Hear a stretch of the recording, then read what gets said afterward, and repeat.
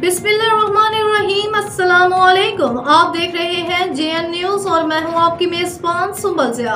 Bulletin का बाकायदा आगाज करते हैं और शामिल करते हैं अब तक की अहम तरीन खबरें। बहावलपुर नौ तैनात DPO जनाब असद सरफराज खान ने अपने ओहदे का चार्ज संभाल लिया। District headquarter district reporter Abdul Majeed Abid की रिपोर्ट के मुताबिक DPO असद सरफराज खान को पुलिस लाइन्स में पुलिस के चाको चौबंदस्ते ने सलामी पेश की। उन्होंने ज़िला के तमाम SDPOs और SHOs और DPO ऑफिस स्टाफ के साथ गौर मीटिंग की।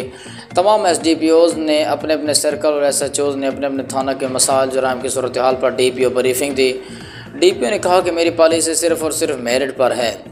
शहरों को ज़्यादा से ज़्यादा रिलीफ मुहैया करना मेरी अव्वली तरजीह है। मेरे दफ्तर के दरवाजे हर ख़ास और आम के लिए हमेशा खुले हैं। पुलिस की तरफ से किसी भी शहरी के साथ ज़्यादती या बदउनवानी की शिकायत पर सख्त एहतसाब अमल में लाया जाएगा।